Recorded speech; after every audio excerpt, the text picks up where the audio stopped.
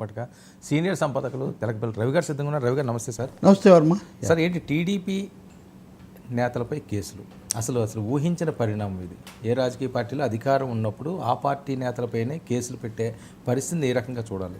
వర్మ గారు, ఇక్కడ రెండు విషయాలు పొరపాటు ధోరణి ఏంటంటే, మనం వచ్చేసాం కాబట్టి అయిపోయాయి, ఇంకా మన మీద కేసులు అదే పివి నరసింహారావు ప్రధానమంత్రిగా ఉన్నప్పుడు ఆయన మీద చేసి, లేకపోతే వాళ్ళ లాలూ ప్రసాద్ యాదవ్ వీళ్ళంతా ముఖ్యమంత్రులు, ప్రధానమంత్రులు, ఎంపీలు వాళ్ళే అనేకం ఎదుర్కొన్నారు, లేకపోతే రకరకాల పద్ధతుల్లో బయటపడ్డారు.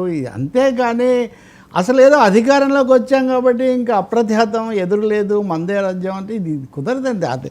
అదొక వాస్తవానికి ఇది నిదర్శనం అనుకోవాలి. నిజంగా ఈరోజు అంటే ఎప్పుడైతే మీరు శృతి మించి వ్యవహరిస్తారో అప్పుడు బెడిసి కొడుతుందంటానికి ఈరోజు జరిగే ఉదాహరణలే మనకు అలా కనిపిస్తున్నాయి. ఇప్పుడు విశాఖపట్నంలో గాజువాకలో ఇదిగో ఈ మీద కేసు పెట్టారు. ఈ మీద ఎందుకు కేసు పెట్టారు? అసలు ఫిర్యాదు ఈమె తెలుగుదేశం నాయకురాలు అనంతలక్ష్మట. ఈమె తెలుగుదేశం నాయకురాలు అవునా కాదా డౌట్ లేకుండా పాపం లోకేష్లో కూడా ఉన్న బొమ్మ మీడియా అంతా స్వైర విహారం చేస్తుంది. లోకేష్తో ఉన్నారు, హోంమంత్రితో ఉన్నారు, ఇంకే చెప్పేదే ఉంది. ఆమె తెలుగు మహిళా అధ్యక్షురాలు ఏదో స్థానికంగా. వాస్తవానికి ఎవరో వ్యక్తి తమ దగ్గర ఆర్టీసీలో ఉద్యోగం ఇప్పిస్తామని 40 లక్షలు తీసుకున్నారని ఆమె కేసు పెట్టారు అంతకుముందు.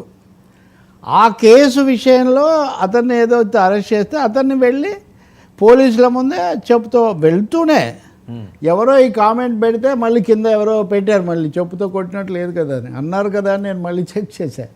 నిజంగానే అది రాగానే ఇట్లా వంగడం తీయడం అంతవరకు అక్కడ కనిపిస్తున్నాయి. కాబట్టి ఈ ధోరణి పోలీస్ స్టేషన్లో తను చెప్పు తీసి అతన్ని కొట్టింది. స్టేషన్లోనే ఎస్ఐ కూడా ఉన్నాడు అక్కడ.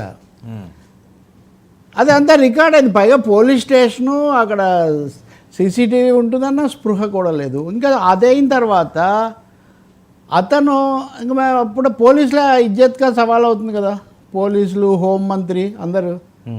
ఇది అయిన తర్వాత అతను ఫిర్యాదు తీసుకుంటుంటే మేము అధికార పార్టీ మా మీద కేసు పెడతామని మళ్ళీ అతని మీద ఆమెతో ఉన్న ఆయన వచ్చిన సహాయకుడు ఆయన మీద రెచ్చిపోయారు. ఇంక ఈ దారుణం అయిపోయింది. ఈ వార్త తెలుగుదేశాన్ని గట్టిగా బలపరిచే వాళ్ళు కూడా భరించలేక వాళ్ళు కూడా మొత్తం ఇదంతా విమర్శించాల్సిన పరిస్థితి వచ్చింది. కాబట్టి ఇంతకంటే అంటే పోలీస్ స్టేషన్లో ఈ స్థాయికి వెళ్ళటం అనేది వ్యవహారాలు సరిగ్గా లేవని కదా. ఇప్పుడు మళ్ళీ మనం కనుక గుర్తు చేసుకుంటే పవన్ కళ్యాణ్